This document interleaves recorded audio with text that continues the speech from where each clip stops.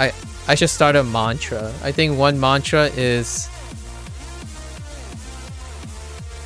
to me, number one, things are always taken seriously first. And I can say that because they always don't end up being serious. I just take them seriously first. And then it goes down the ladder, right? So when someone says something, it will be as deep as it's gonna go by default. And then you reel it back, right? So instead of the other way, where people would do a superficial thing, and then it'd be like a game of chicken, right? You decide if one person goes deeper or the other person goes deeper. Instead, my quote unquote approach that I want to distinguish myself is that when you ask a question or when you share something, you have already been given my benefit of the doubt that you are an extremely competent, well discussed, well stable person, and then we start from there. So a lot of times, for me, I am willing to accept that the vast majority of people will either not resonate with that or not, but I'm willing to take that risk. So that's usually my new take in 2023, I guess, if you want to say that. I am verbalizing and actualizing my naivety about trusting people immediately about their competence. Because for the longest time, the one thing that triggers me a lot over these years about the internet culture and whatnot, like it's kind of matriculating and maturing as we speak. It's just the idea that everyone is measuring against each other. So like what I mean by everyone, I mean the vast majority of individuals feel like they are competent. And then when they share, they treat each other without mutual competence. So for example, it's not incredibly upfront about when two strangers meet. It's like, you're competent, I'm competent, let's have a deep discussion about it. It's more like, I'm more competent than you, you're more competent than me, so everyone makes it into a competition. Or like, who has the last say, who has the last word, who's more accurate. And those are arguments, those are debates. So the thing about argument and debates that differentiate them from discussions, in my opinion, I'm using these terms, so I'm going to clarify what I mean. A discussion is an introduction of ideas. So when two people discuss something, they are actively, inclusively contributing ideas. They're not overriding and competing for the central idea. In a debate, in an argument, one idea will supersede another idea, and overall they'll come to the most optimized, compromised idea. Like, oh, some parts are right about your part, some parts are right about this part. Let's combine them together and have an ultimate, optimized, compromised solution. That's not, in my opinion, the center core to discussion. Discussion is, you have ideas, I have ideas. We hear each other's ideas, we come up with new ideas, and all those ideas are just a collective of ideas. There isn't any competition for being right. Your self-esteem, your pride, your competence, your stupidity, or your insecurities, it's not on the table. They're not on the table. Leave them at the door.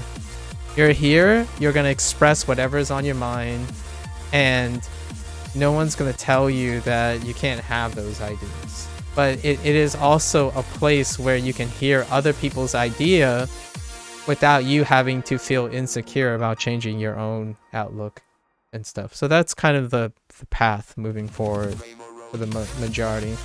So generally speaking, that type of approach will resonate with a minor population in terms of the current setup, like current self-selection process of the internet. Generally speaking, the internet is self-selecting for individuals who have strong opinions, strong ideas, very directed thoughts.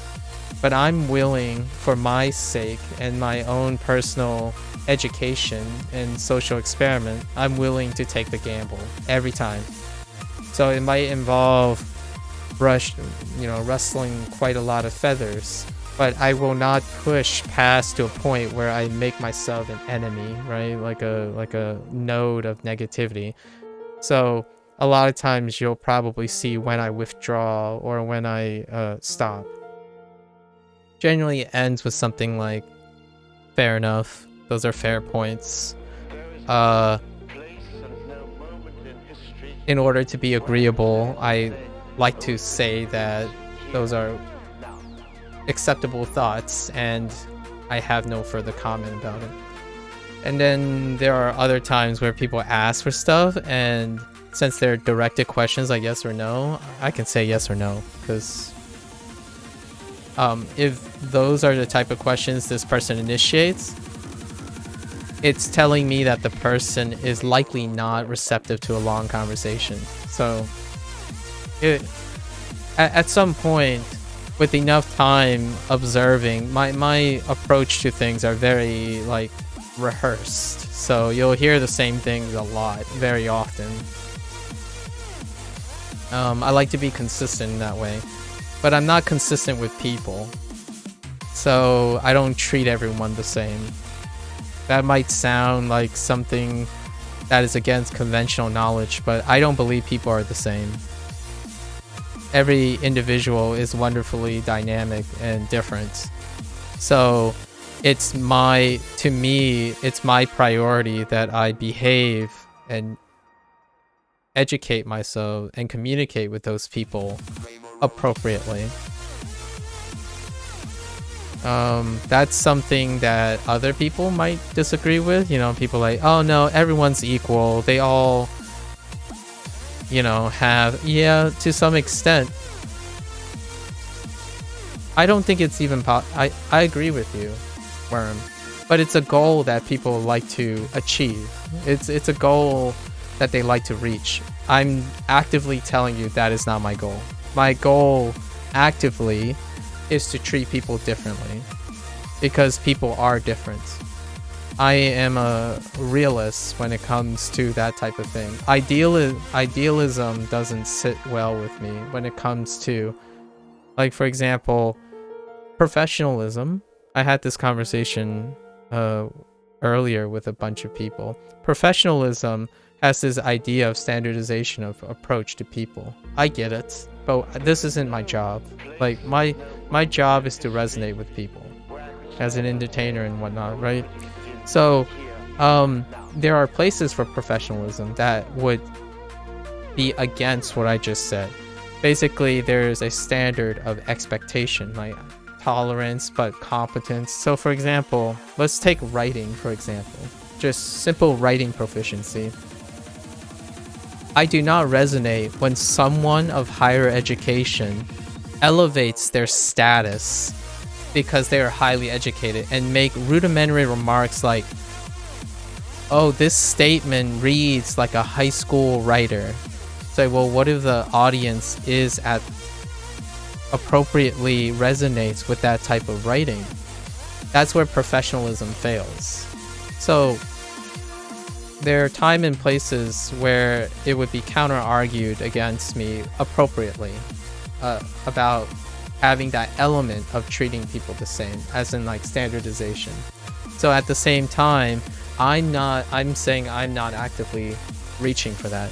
I think to be professional in the scape of communication, in the landscape of communication, is to be able to adjust your communication skills to the level of comprehension and resonance of the person you're talking to, not upholding a standard, which happens quite a lot with people who spend a lot of time writing. When you think about writing, you hear comments like, man, this reads like a high school essay. Like, well, what if the intent is to sound like a high school essay? What if the audience are average 18-year-olds that are looking for a great video game. But when you have a very experienced person who is involved in writing, they can make potentially, not intentionally malicious, but the whole it's the truth, but it can't be mean kind of thing. Like, oh, these guys write like they're still in high school, and they're saying it in a tough love, constructive, like honest way, but somehow it vindicates them from being mean or detached or insensitive or not being empathetic. Like, that's a type of professional that would reach for that type of perspective that I do not resonate with. And it happens a lot when you are in higher education. So like when you get to a status where you're surrounded by individuals who expect a level of quality, they forget a lot of times they prioritize their audience second and their own satisfaction first. And it happened recently, and I just can't resonate with that anymore. Like, if I'm gonna write to my audience. It's still taught. Like, this type of thing is still taught, like having your audience in mind and whatnot. But it becomes less of a problem if you're writing to your colleagues. So the experts tend to be writing to other experts. So the appearance of taking your audience in mind, it's not too far of a stretch. Like, for example, a chemist writing to a biologist, there's some level of foundation of expectation that allow you to do the same-ish writing for each other. But now we're talking about a landscape where the internet is the range. Well, you have the range of a kid who's looking for a role model on the internet who's like 16, and then you have someone who's like telling life lessons in their 70s. That type of perspective when it comes to being in a professional career is no longer, in my opinion, is not pragmatic and most definitely not realistic if you already find yourself on the internet, which Worm, you do find yourself on the internet. So it makes very rational sense that you would feel that way, and I agree with you. For the internet culture, when you step into like universities or other places, it's very homogenous. It's like way smaller, shorter range. I remember I saw a coach who had options for either being nice to you or using tough love, roasting, and such. So it's still something that can help you. Yes, for sure. But we're not talking about the act. We're not focusing on what becomes the act. We're talking about the mindset before the act. So one can be nice and tough love, still having the mindset that you treat everyone the same. Because a coach that has that same mindset could treat everyone nicely, or they can be tough love to everyone.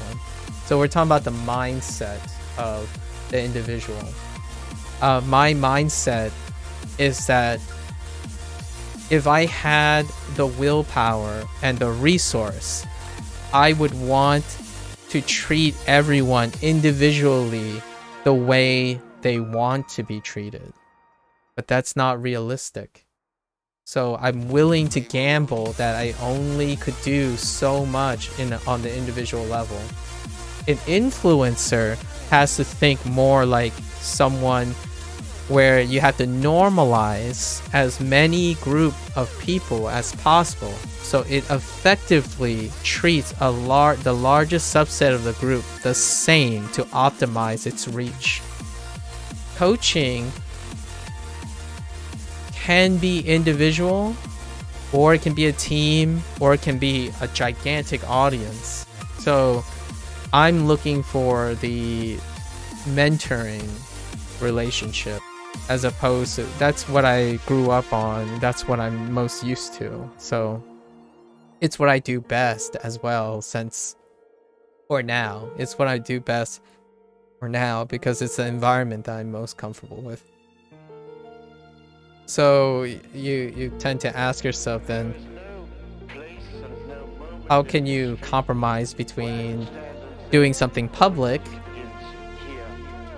and having to treat them individually? Well, I have to navigate that at some point. But yeah. But there are fundamental similarities that group people together, so that's how people have higher reach in their professionalism, in their careers. I'm not actively normalizing people. With that said, I've been in a lot of emotional situations with people who accuse me of treating them differently than other people. And my only response to that is, I already told you I do that.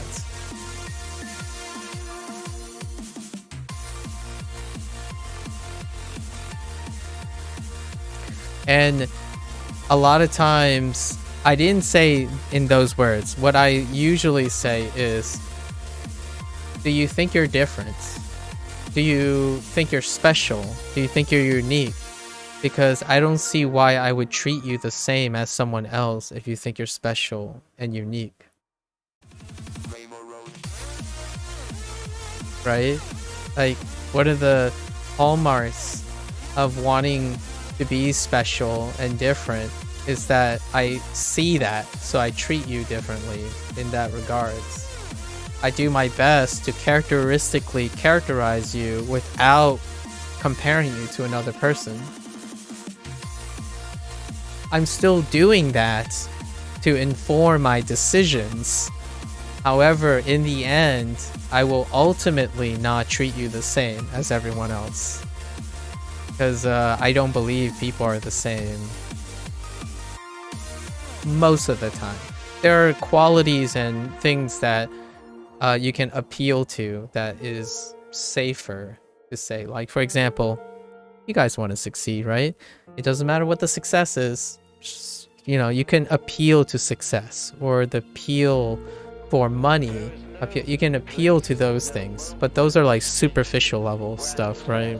You can be very general enough that you can appeal to most audience. But I'm not looking to strive to just appeal to superficial stuff. And it's not to say that superficial stuff is bad or good or less desirable. For me, it's just not my focus. I don't focus on superficial things. So if you want to say hi, I'll say hi back. They're just, it's a very little substance to me.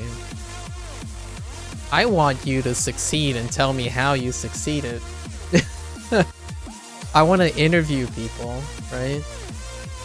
But that's a whole nother story for the future. I don't just want to see people tell me about their day. I want to know why they decided to do what they did that day. And it's not because it's two priorities. My main priority is to encourage people to be comfortable in sharing or communicating to the level of their security about their own lives and like whatnot. That's the goal, to improve communication skills and to resonate with me as a person. Being able to enable another person to communicate their thoughts and explain in great detail.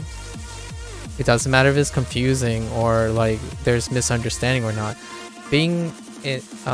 Repeating that act improves people's frequency.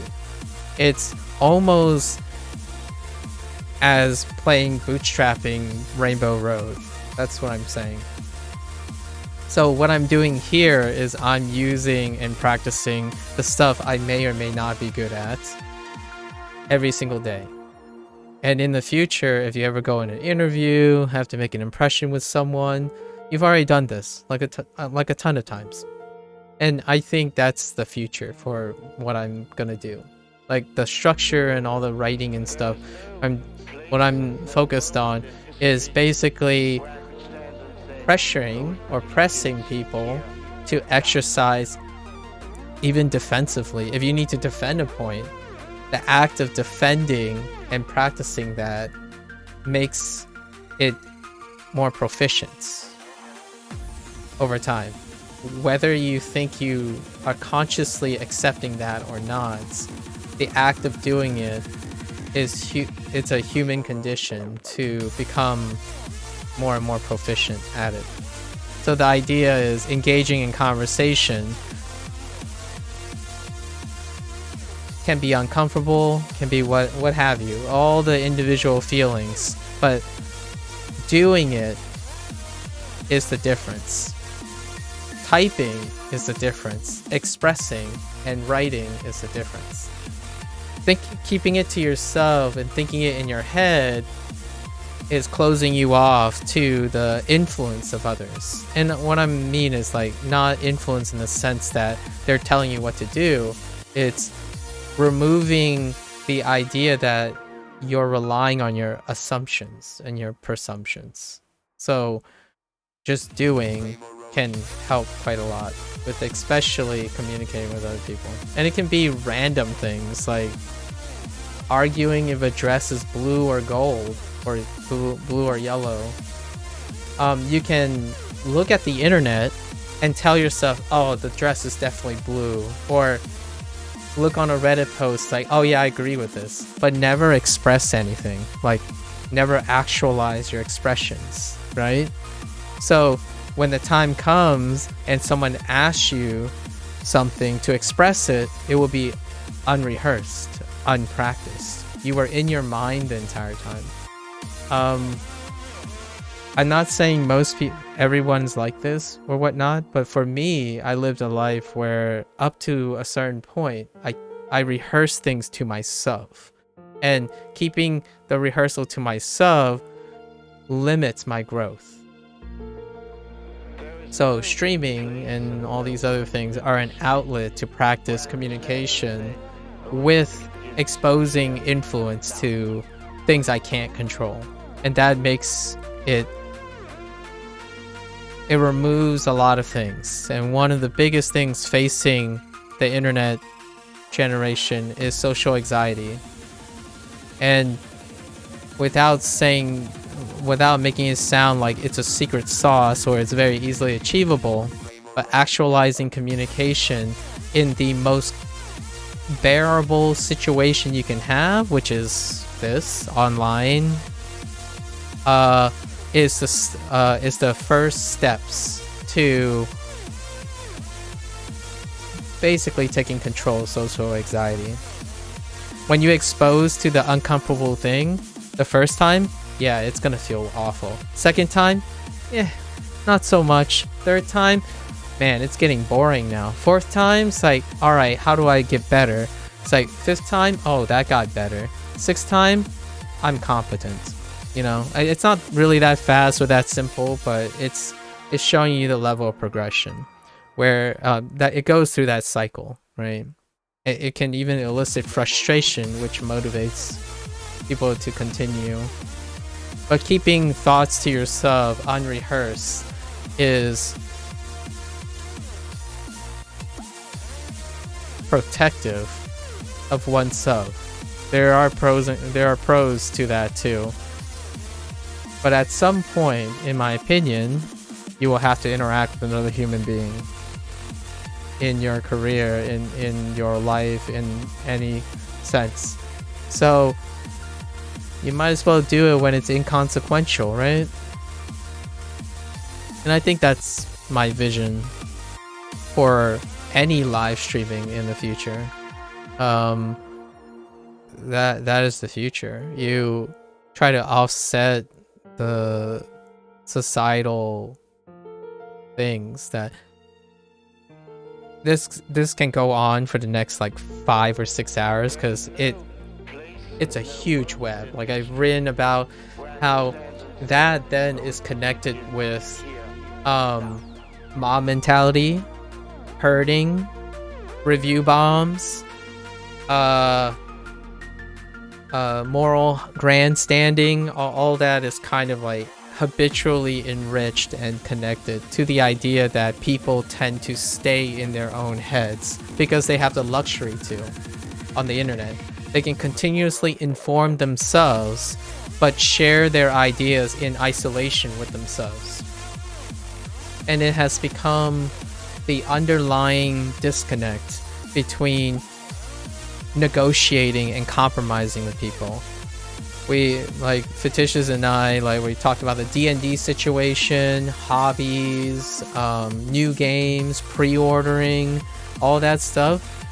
There's an underlying social quality that is enriching for people treating other people, be it an organization, a company, like they're not human. Over time, the internet has desensitized us to seeing that whatever is on the internet is just information. There aren't motivations about psychology, human behavior, motivations like perspective. When you look and target people through the internet, and one resounding way of practicing it without understanding how it impacts your life is communicating. Just get angry sometimes while conversing. Hopefully it can increase the odds of being able to reach a point of sympathy, empathy, and understand that on the internet now, it's not just a number anymore. I think the internet has grown to a point where it's easily able to appreciate that what happens on the internet can ruin people's lives. People's lives are now on the internet, as opposed to back in the day, in my generation, like early generation. It's like, oh yeah, you know, internet's no big deal. Like, everything's anonymous. You can hide behind a shield. The internet is a new frontier. It is very pertinent. It's not only important for someone's convenience. It's important even for your inconvenience. As a last remark regarding that, it will be a topic way down the road. The idea of conditionally making your conversations and your argument convenient for yourself and inconvenient as a double standard. So for example, one good example would be, hey, oh yeah, you know, it's good to be exciting, an exciting person on the internet. And then suddenly someone would say like, well, what if that person is excited about doing harm to people? And then the person's like, oh, no, but that won't happen to me. Like, we're just talking about the nice people. It's a condition based on convenience. It's not accepting the responsibility that if you encourage people to always be excited, it's the whole cake. Like, it comes with the whole territory. So you have to be cognizant about how generalized you are. Like, oh, I feel more comfortable in my skin if people treat me a certain way. It's like, okay, that's fair. But what about the people who don't like to be treated the way you like to be treated? It's like, well, that's okay, but they can do whatever but that's just me. But you are a public figure now. You are part of the internet. If you so happen to become popular, you will teach and you will live by example, encouraging other people around you to treat others the same way. So there's a bit of a consequence in that. And being a little bit, when you're interacting with more people and communicating your intent and stuff, it will improve the ability of even the greatest influencers now to better communicate. Oh yeah, guys, remember, grain of salt. When I say this stuff, I really like the stuff and this is the best stuff, I mean, it's personally for me. Remember, careful that not everyone could do this, not everyone. in right now, the current state of the internet is what is successful basically unconsciously is a representation of everyone. So how many assumptions have we made today while we were conversing about Osu?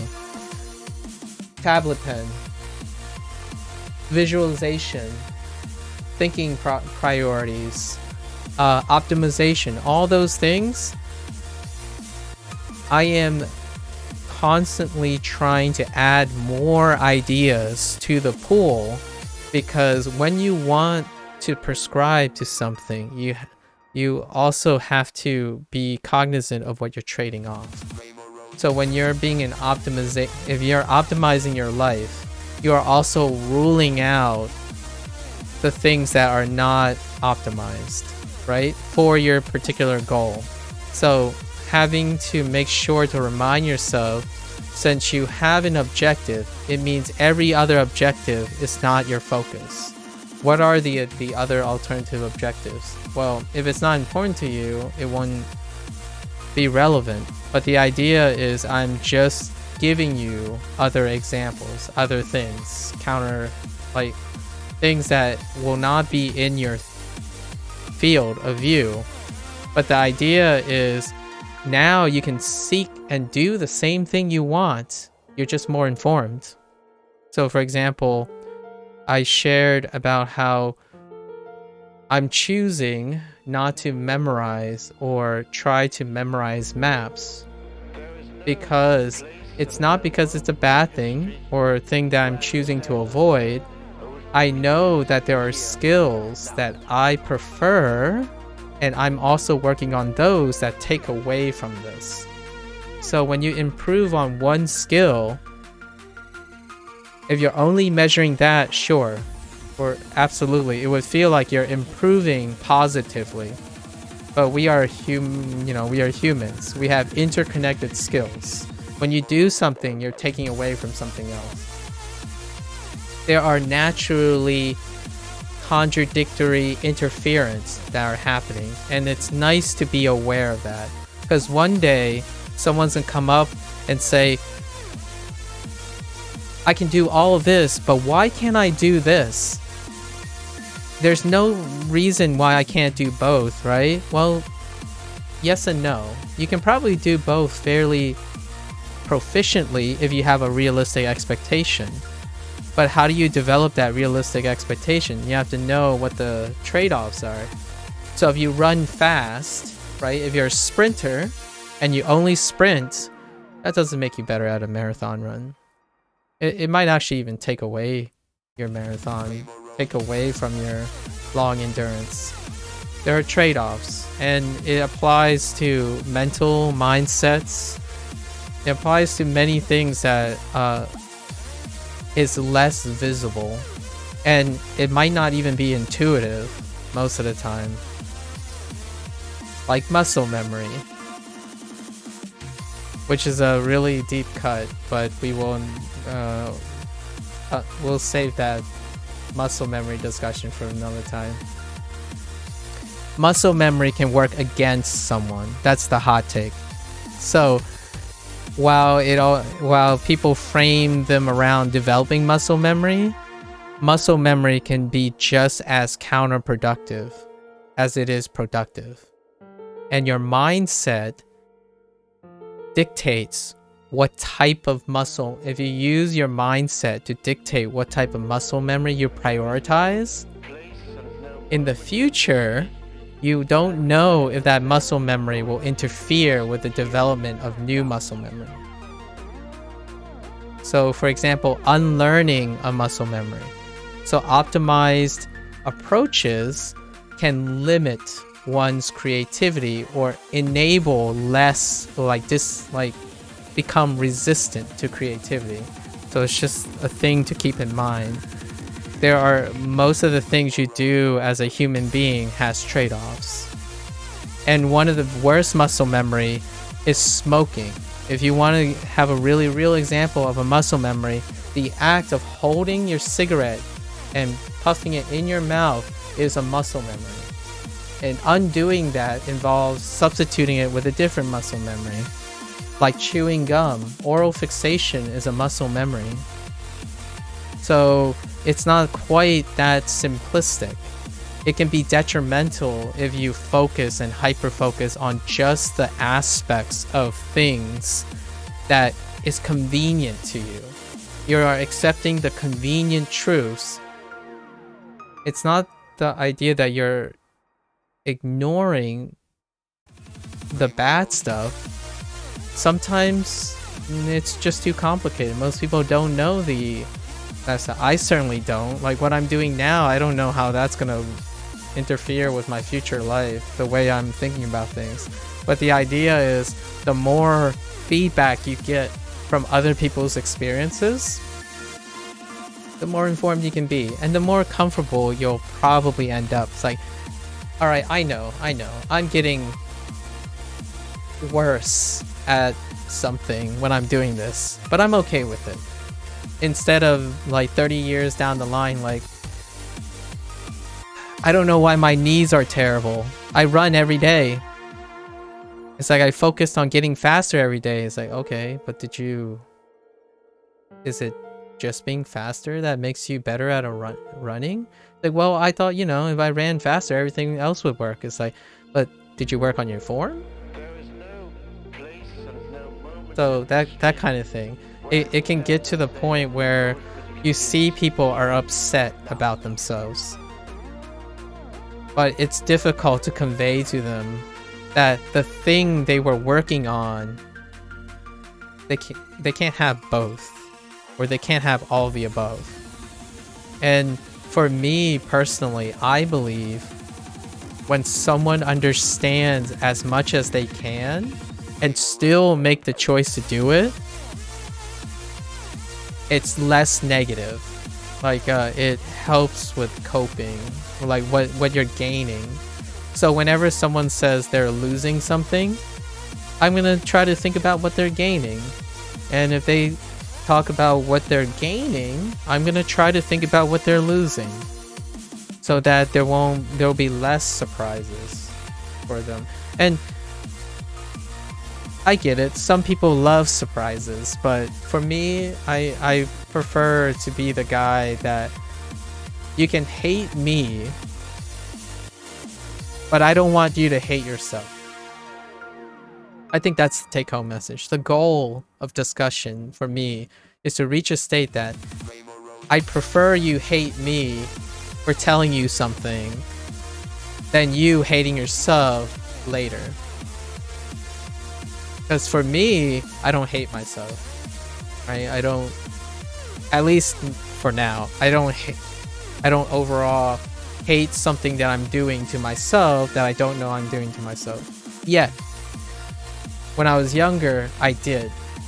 There were so many things that I could name in my younger self that I thought I was doing what I wanted, but what I wanted was creating the situation that I didn't want.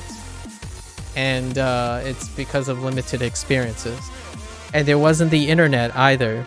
So, like, I couldn't just be a 16-year-old that doesn't have friends and don't understand why everyone seems so incompetent and slow and whatnot. I couldn't just go on the internet and find like 15 other people or like 30 other people who have similar experiences or different experiences, and then collectively figure out like, oh yeah, all right, go about it. I basically just bootstrapped my way alone until I got to college, and that changed quite dramatically. College is like gaining access to subreddit all of a sudden, right? Like, you're on the Reddit, so like you're on the front page without an account, right? You're just on Reddit. That's kind of like the analogous point of life in the early days before the internet. But then suddenly, like, you have a very particular problem, and you kind of think maybe you're different, right? You're like specifically different. Maybe it's a little bit rare. Then you go look for subreddit. And for me, going to college was like finding subreddits, because the moment I entered college, the pool of mindsets shrunk. It no longer was about getting a girlfriend and doing that, like the pool of the type of people just shrunk like in half. And then I went to graduate school and then shrunk to like 5% of that. That's like how subreddit works. That's how sub-communities of larger communities work. Every now and then, though, stepping out of your sub-community can be very refreshing. It can lead to creativity. It can lead, well, it basically leads to creativity because you're outside your comfort zone. That's where I'm gonna rest this. And this is why I play Osu the way I like to play Osu. Just take it back to the idea is Osu isn't just about clicking circles. At least for me. It's not just about clicking circles. You could sit here, you can talk about anime, you can talk about an anime show's intro, you can talk about why they chose this background. Does this background coexist with the theme of the song? Like, we're in a sub-community. Osu is a sub-community, and they all kind of sort of think alike. Like 95 to 99% of the Osu community think alike. I don't resonate with the Osu community in that way. I can understand what 95 to 99% of the Osu community think, but I don't empathize with them. There's so much more to Osu. It's kind of ironic I'm saying this, but because I'm outside of this like high level performance stuff, it makes me have a different perspective. I can appreciate Osu without having to mangle my hands and whatnot. And I like to think that doing this, rehearsing, looking at featured artists, reading backgrounds about Ramsey B and Nano B and Hyper Potions, I can offer something to someone in the future who's like, yeah, you know, Osu isn't interesting anymore. And I would ask them why. Why is Osu not interesting to you anymore? Well, I'm not getting PP anymore, and I don't think my hands are good enough. Well, let me tell you about something that might interest you. And I'm working towards that. It's about appreciation. And appreciation doesn't have to follow the herd. For now, what I just said is very unpopular. You're not gonna, you don't hear this. You follow the herd, you clout chase. That's how you do it. That's how you become popular. That's how you make this into a career. But luckily for me, I'm not looking to make this into a career. Yet, I guess. Perhaps in the future an opportunity presents itself and I am more than open to take it because I don't settle on a mindset. But for now, you're not going to have these types of perspectives. There are so many ways to enjoy things in life. And my vision for the future for many of influencers is that they become the collective that gives people the idea that to find what makes them happy. That would be so awesome. It's such a glowing, like, utopian view on things. But unattainable dreams tend to keep someone motivated in life. So if there's any unattainable dream that I think about, is that the internet will be the repository of examples. And there will be so many examples enough that when someone comes to the internet, they will find their answers. And I'm not talking about like who the president of the United States is right now, or what is the largest country, or how to fix your floorboard. I'm talking about finding answer that makes you happy until death do you part. At least that's the most romantic, the romantic goal. And to me, it starts with, and it's still starting, it's still going, with individuals who can change the shape of the internet so that it is not a hostile place. It's not a competition. Right now, the internet is just competition. Like, it's horrendously, unbelievably competitive. Like, I understand it's part of the human condition, but that competitiveness has changed and shaped the internet into an extremely hostile place. And we're not talking about hostile as in everyone's malicious and out to get you. It's unintended hostility. It's unintended outgrouping. People are so fueled by passion that there are gatekeepers at every door. There's gatekeepers at every corner. So when you stumble into a neighborhood, you are the foreigner. I think there's a pretty notable one who likes to talk about how there is much more to have fun. There are people that do that. It's not the statistical significant large majority. Like, it's not what the viewership supports. So, contrary to the content creators that want to make that content, statistically, the things that bring the most viewership, which is sympathy, it's a version of sympathy or empathizing, it's disproportionately competitive play. Like, if you have data that suggests otherwise, I'm more than welcome to entertain it, because I would love to know if it's not true. I don't think it's not true. I did not come up with enough converging evidence to refute my presumption that the vast majority of content is about competitive play. Like, not necessarily how many Osu creators are doing that stuff.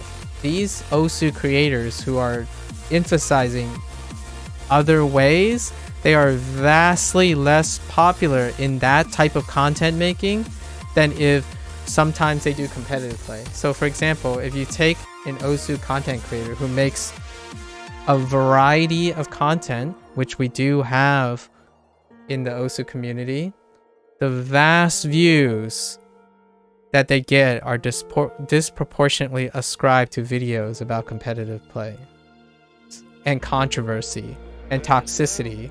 And so it's still about competition. Like, there are other stuff, they will make other stuff, it just gets disproportionately less empathy because people aren't watching, right? If you watch, you're looking for empathy, you're looking for, they don't draw for now.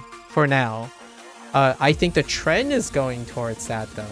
Like, genuineness, individuality, extraordinary, like black sheeping, you know, like black sheeping as in like in a herd of white sheeps, or like swans and that type of thing is trending upward.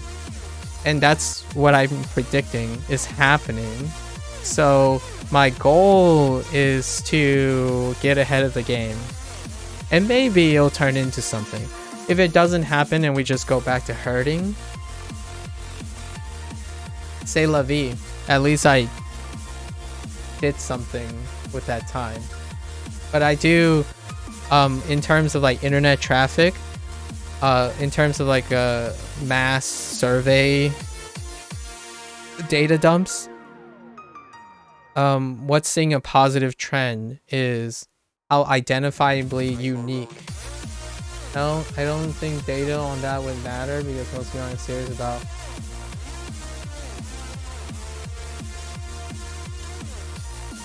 That's an ad hominem argument.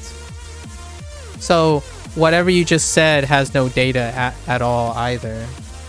So you're trying to answer a question You're trying to reason something with no basis. When you say because most people aren't serious about it, you have no way of proving that. Because you just refuted that data like that doesn't matter. You need data like that to even make that inference already.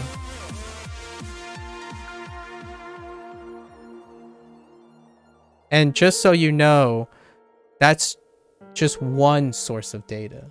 Converging evidence is what I'm referring to. That is one of many converging evidence. I didn't say I concluded that is what is true. That is more likely to be the case. Compared to what you just said, which have no relevant converging data. You cannot prove, even you are less likely to be able to prove that most people aren't serious about what or who they watch. And I can argue that there are more converging evidence to argue the contrary. It actually very much matters who or what they watch, to the point where there's a Supreme Court level of concern about that. If you don't think that's important, then I can't really tell you that I can try to support your statements, because I can't find anything to support your thing. If I can, then it would weaken my argument, right? It would weaken my stance, and I would need to reevaluate. So the goal is to have someone produce that type of counter argument. So the idea is if you can present a cogent statement with converging evidence, instead of refuting someone without counter evidence, I don't know what to take other than that's your opinion.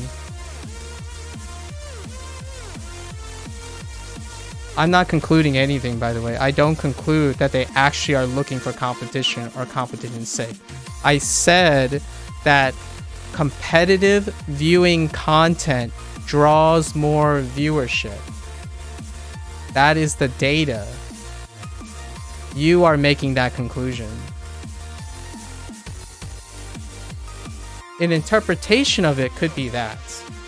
I could insist that it is competitive thing that draw is what they're only looking for.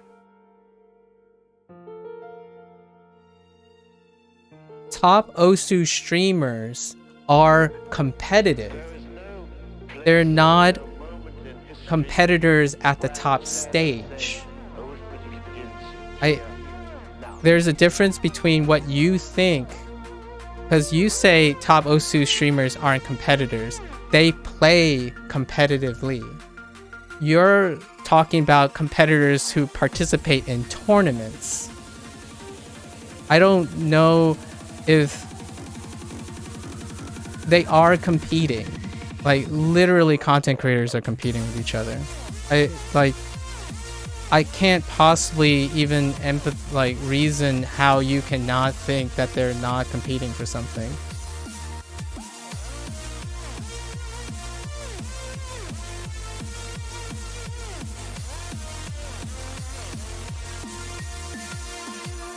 That was a little aggressive. Tell me how they aren't competitors. Actually, let's spend the next couple minutes. Tell me how they aren't competitors.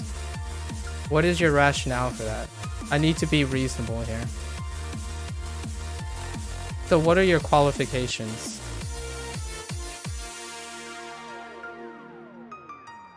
Take maybe we should name OSU streamers. Just explain to me, without mentioning their names, how they are not competitors.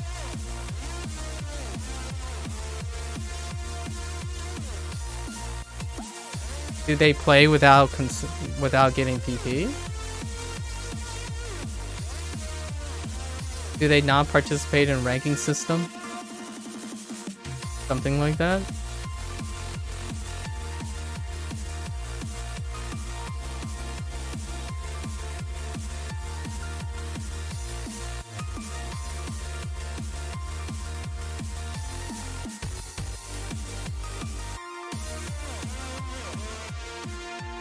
Do they not make content about PP and ranks?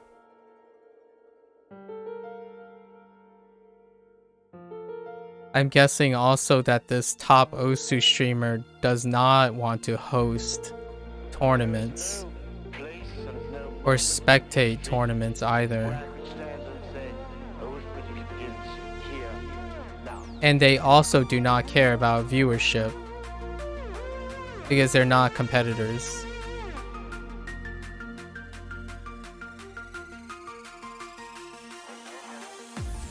There are a lot of things they can't be, so I'm trying to think of a top Osu streamer that don't match,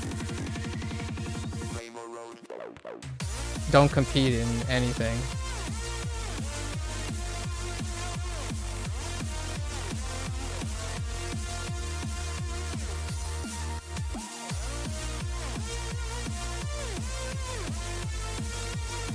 Can't say that for her either. Well, you know, this might go on for a while. We can save this topic for like the next, like maybe the next digression when it comes to like the Osu community. I spent 3 years is a fairly long time following a community, so I'll make a more like a cogent summary.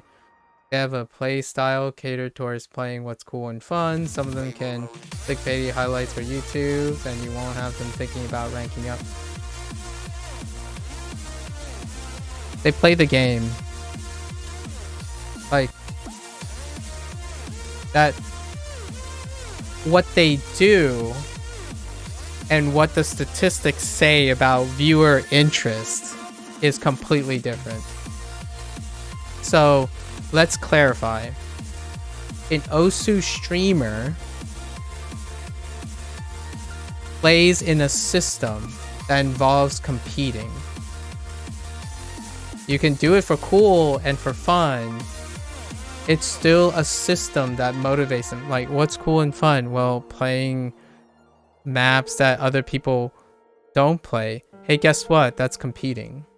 You're playing maps, you're finding other ways to be fun in Osu. That's competing. But let's just say that's not the point, right? That's not the point. I get it. You're talking about the literal nature of getting PP and rank. Ask those people, right? You're talking about top Osu streamer. So you've already listed top Osu streamer. If you ever interview them on the data that they have, they can do those things. They can totally be like cool, fun and stuff. But what is drawing the most empathy? What is drawing the most impression? It's not that.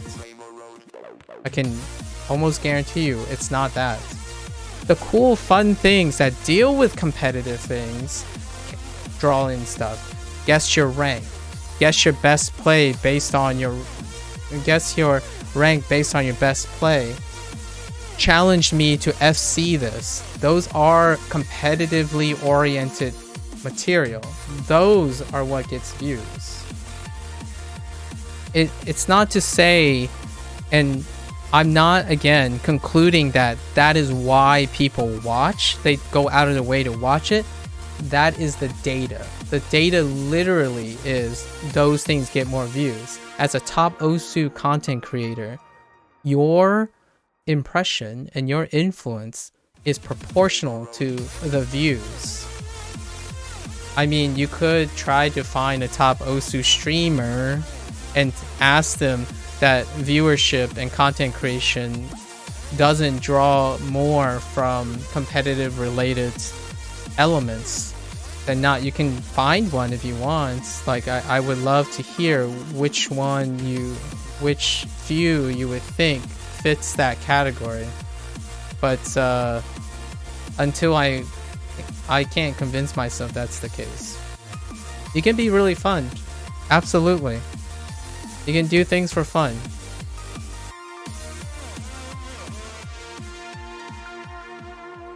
Top Osu streamers, they're top Osu streamers not based on their fun content. It can be fun and competitive because they're one and the same, or they're related to each other. Again, cool and fun is a convenience conditional for your argument. But cool and fun and competitive is likely the reality. One of the people I'm thinking of, you can legitimately get a permaban for trying to challenge them to get a particular score. I know what you're thinking about, and sure. But guess what? Getting permaban for challenging them is a competitive thought.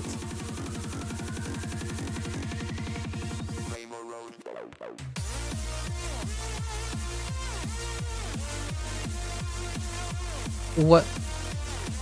This person, you think that Osu streamer has become popular more than other Osu streamers that do competitiveness. So like, okay, now let's cycle this. Let's add another conditional. The conditional is you're comparing someone who doesn't do any competitive things, right? So any competitive things. So this person self-selected themselves to be non-competitive. And you're suggesting now that this person is more popular than someone who is competitive. You change the rules of the condition. We were talking about someone who does both and comparing them, like which one is more popular. But now since you eliminated the ability to even compare within the same person, let's compare that person with the next big thing. It's still competitive nature. It's a great thing that that person is able to get a great following being fun. It's just not the most popular thing. There's a difference between what the statistic, it's just not as popular. But that person can be successful for sure. Like, absolutely. There's an audience for it. There's an audience for everything. At least I'd like to hope. I mean, we wouldn't be having this conversation if there's an audience for this kind of thing. But you have no comparison. You're just comparing someone who literally can't even contribute to competitiveness. So you have to compare it to another person who has competitive content. Who's at the top? You take the top Osu streamers, sample them. Most of them, their competitive content vastly outweighs the other content. You can choose. It's the same if I make a counter argument and I choose a streamer who's very popular, who doesn't do fun stuff. You wouldn't have an argument because that person doesn't do fun stuff, period. So what do? You compare it to someone who has fun stuff. So the counter argument is true too. So if you isolate yourself away from the thing that doesn't exist, divine competitive clearly, anything that deals with performance.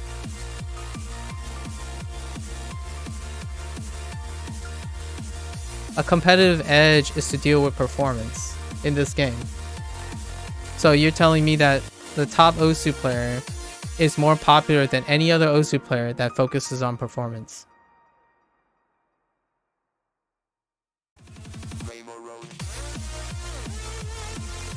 There's absolutely, I just can't emphasize how uphill battle this would be if you think that performance content is not the #1 attraction for Osu viewership.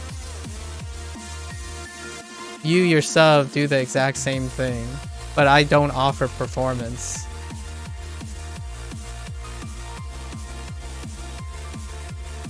My training thing, if your focus is on your own improvement, that's competitive? Yes, that is. I hope you think that is considered competitive. Who's the biggest opponent? Yourself. I mean, it's easier to have other people as competitors, not yourself, but generally yourself is your biggest opponent. Self-improvement is the biggest competitive round, in my opinion.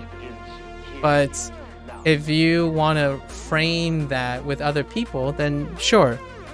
We'll we'll say if you want to eliminate that, I'll still entertain that. Sure, it has to involve other people. If you want it to be involving other people, I still stand my ground. That's what the data shows, even against other people. Because the viewership compares them to other people. Go into a video and say, oh wait, this person, did you see this play by this player? Did you see this? Say, oh, that's a good play. Did you see this play by this player? So they still draw comparisons. Again, it's not about the content creator's motivation. It's about what the viewership, the community is most interested in. You can have a content creator that loves to have fun, never do anything competitive. Their reception by the community is less popular than someone who's focused on competitive play. On performance, basically, in general. The perspective is the community, not the perspective of the content creator. That's what I'm saying. Like, we have to focus on that. Because they're the ones that determine what the community cares about more. I do have a counter argument though, to myself. And it happened recently. But it would make me have to name someone, and I don't think that that's a TOS thing. There is one good example that I can think about to counter argue mine. However, there's some suspicious behavior as well. But I talk about this like with other Osu streamers, not like because you can't pull names. That's inappropriate. But there is a good example. How's that TOS? You can't talk in a way that can be misinterpreted about another Twitch channel. It's called defamation. Or suspicious out of context. It can be used against you. And you can get banned for it, but if you don't understand how that's TOS, then let's just say that's so vague. Well, how is that vague? That what you say about someone can be taken out of context. And it can be used to witch hunt you. It can be used to incriminate you. I mean, if you're illustrating, in my opinion, the very reason why people don't take consequence about what they say online. In my opinion, it's not vague. Well, it is vague because I'm trying not to be specific. If you be specific, you can get into trouble. So we're not naming people, we're talking about people, because I personally don't want people to get the wrong idea.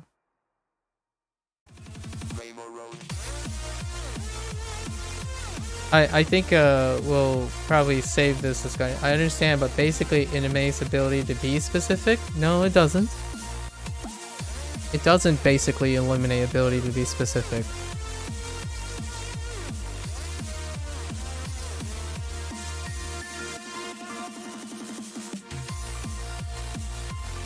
I still get to choose if I want to take the risk.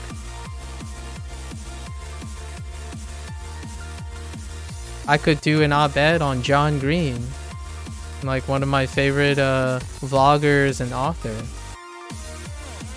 I can understand that this person well enough, or I could interview them, get their consent, etc. It doesn't basically eliminate abilities, to be specific.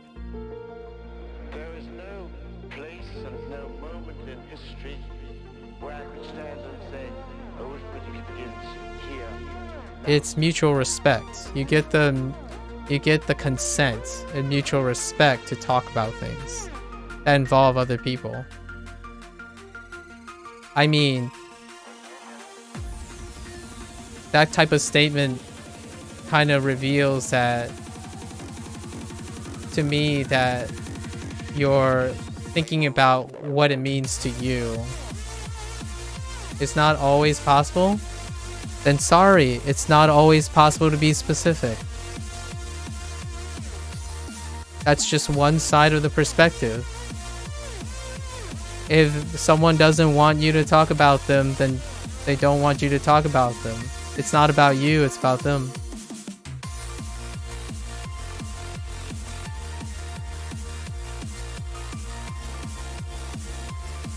You can take the risk. Like, for example, I just mentioned John Green's name, and he doesn't know me, but I think I know him enough from his content creation that if he was upset, he has every right to be to confront me about it. So I took the risk of mentioning his name. He's not a Twitch streamer, but he is a YouTuber and a very influential person, and I really like his content.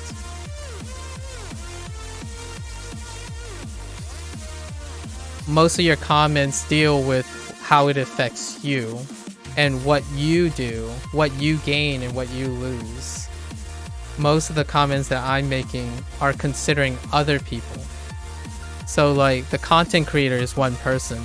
The OSU community is hundreds of thousands of people.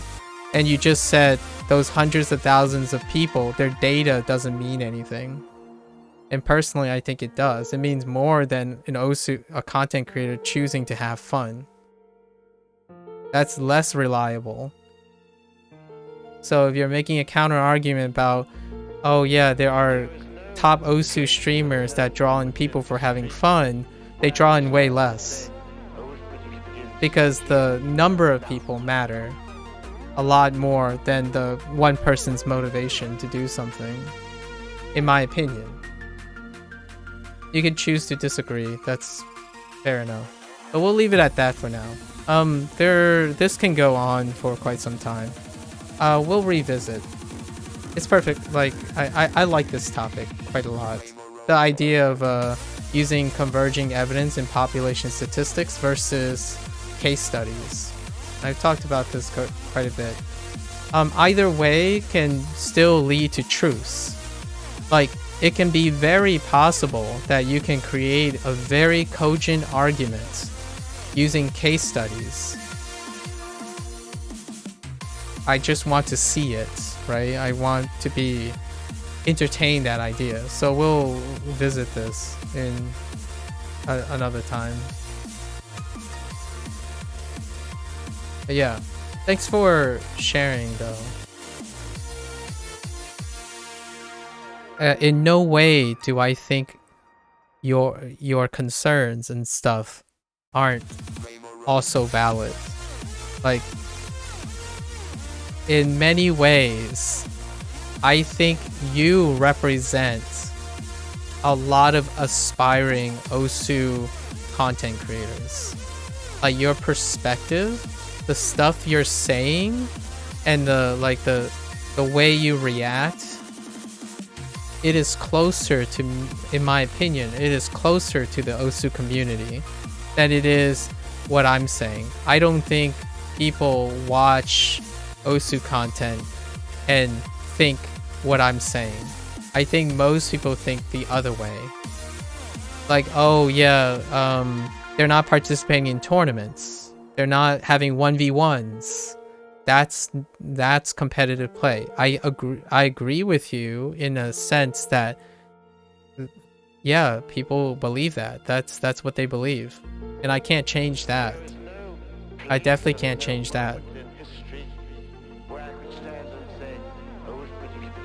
Shame I don't value resonating with that. Yeah,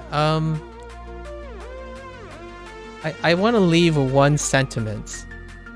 And it was a sentiment that I talked about earlier. When we met, right? When we met, you asked me why am I, like, what's the purpose or what my objective is to stamina and burst train, right? When I was doing the 30-day thing. And then now, why am I doing this feature artist? It's because I'm competing with myself. If I had to phrase it in any possible way, I'm challenging myself to learn something. every single day.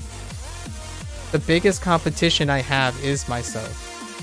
It doesn't mean I'm not in competition with everyone else that exists in this universe. It's just the one that I can always compete with reliably is myself.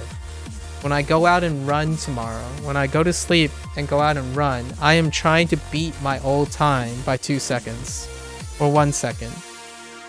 So for myself, yes, the biggest competition is me. I want to constantly be a better me.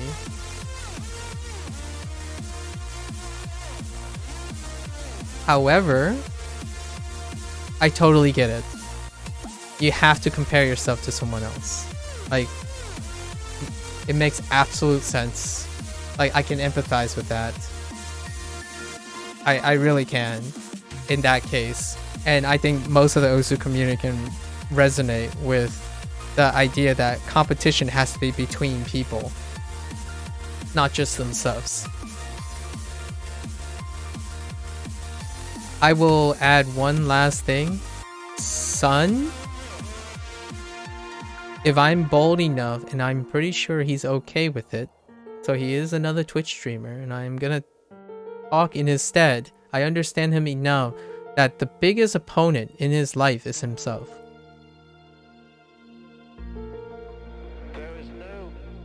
That's why I don't really yeah, and that's fine. Like, I think that's you don't, like, I don't want to make you understand. I think it's fun just to let you know.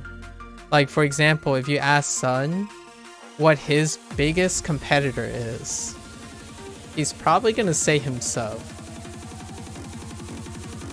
Like, the thing that keeps him motivated, the thing that he loves about Osu is his competition with himself. He's always self-improving. Like, a